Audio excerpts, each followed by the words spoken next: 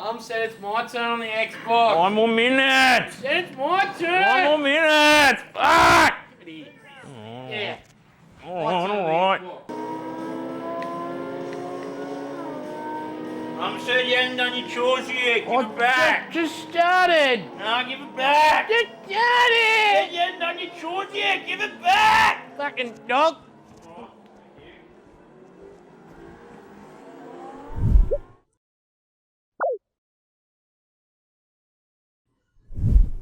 Hey guys, it's Mick Pone from 2 Retro Mates, and you're probably struggling to get yourself an Xbox Series S or a Series X because all the scalpers bought them and selling them for like $2,000, $3,000, $4,000 on eBay. You know, you missed out on Christmas. Probably gonna miss out next Christmas as well and the year after that.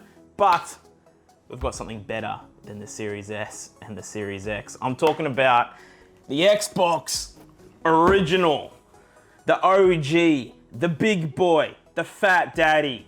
We're talking about the OG Xbox from 2001. This is actually the 2003 variant, but this thing is an absolute beast. I'm gonna unbox it for you and show you what's inside. So let's take a look around the box, shall we? We've got the awesome original Xbox logo on the front.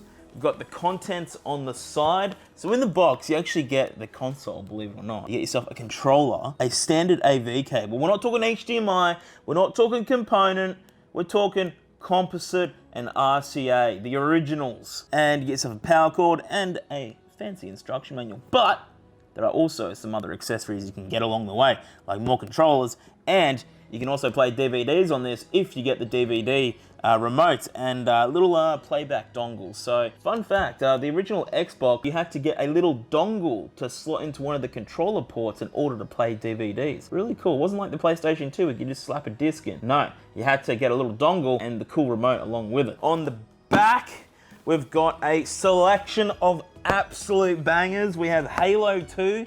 What a classic. We've got Fable, V8 Supercars 2, Sonic Heroes, guilty pleasure of mine, Project Gotham Racing 2, an absolute banger. I remember playing this in Big W and Target on the kiosk back in the day. We've got Rugby League, Splinter Cell Pandora Tomorrow, Crash Nitro Kart, Driver 3, The Simpsons Hit and Run, Top Spin, Rally Sport Challenge 2. So lots of bangers on the back here. You can play your games, you can compete online. So this is one of the first consoles to really truly embrace online gaming. So you had Dreamcast and PlayStation 2 doing it, but this was the first console that really brought a proper infrastructure with Xbox Live.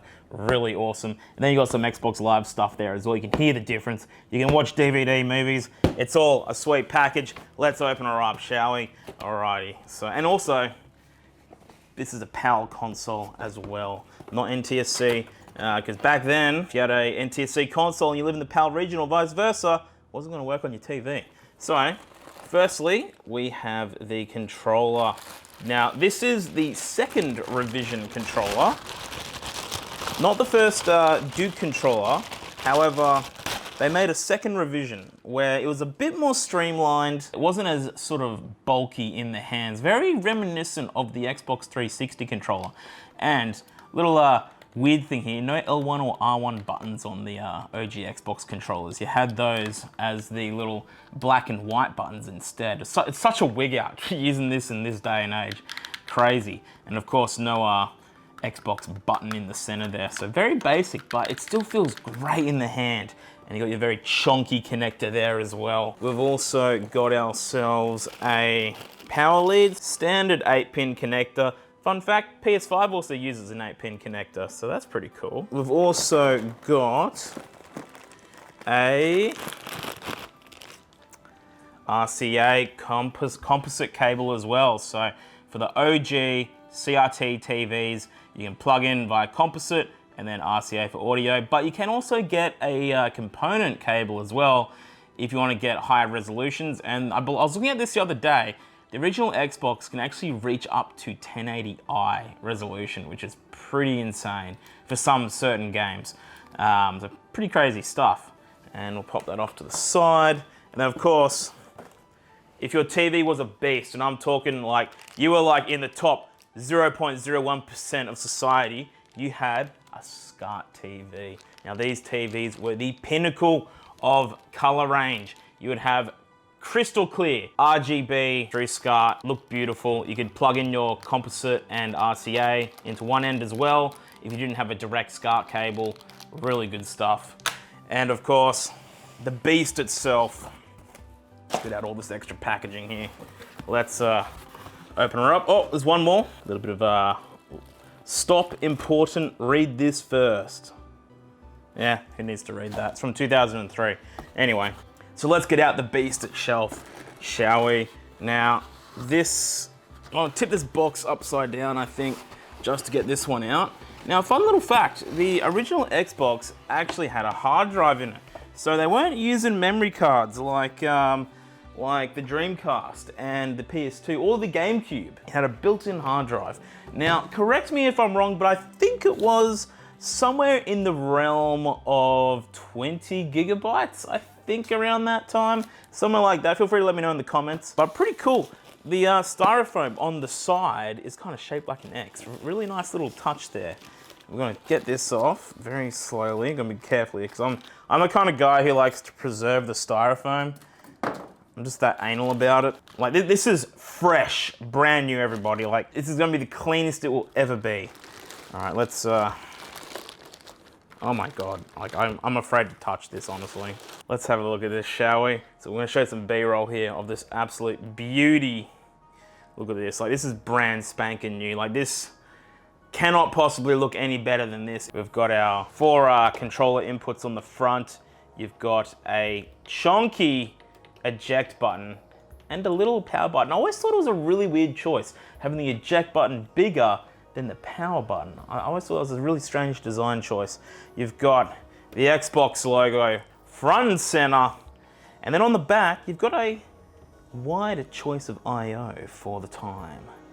Alrighty, you've got power, Ethernet, and composite or component SCART video connector. Didn't need much back then, you know, that was kind of all you need. Power, Ethernet if you're playing online, because this didn't have Wi-Fi in it, so you had to connect it up via Ethernet. So a really interesting fact about the Xbox from back in the day was that it used a lot of PC components. Well, parts sort of based off PC components for the time, which attributed a lot to its size, which also helped running a lot of third-party software on the device, like unsigned code and all that sort of stuff. You could do some really, really crazy things with this device. There was a lot of potential in there, but it also meant it was the peak of gaming for the 6th generation. This console ran games, multiplats especially, far better than the PS2 and the GameCube.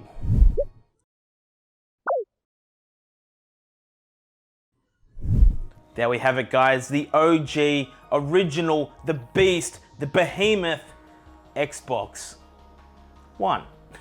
Or the Xbox OG, however you want to say it. This thing was an absolute weapon for its time, outclassing the Dreamcast, outclassing the GameCube, and even to a degree, in some cases, outclassing the PlayStation 2. Microsoft certainly knocked it out of the park, and they left a mark that is still here to this day in the games industry, releasing brilliant games and brilliant consoles since the release of the Xbox One OG from 2001. Whipper's shaking his head at me. You've got the Gen 2 Xbox controller, not the Duke, so this was the revised version, but I actually kind of prefer this compared to the Duke. Let me know in the comments below. Did you prefer the Duke, or did you like the refined revision of the Xbox original controller? I'd love to get some opinions down below. Also, guys, let me know in the comments as well what your favorite OG Xbox game was. For me, it was Halo 2. Still haven't finished it to this day, but I really enjoyed it. From what I played, it was a great game. And I actually never owned an original Xbox back in the day. I was a PlayStation kid. Finally, that day has come, maybe nearly 20 years later, but we've finally got one. Guys, if you love the video, make sure you smash the like button. Drop a sub as well if you love retro content like this and unboxings. And of course, thanks for watching, and we'll see you all again in the next one.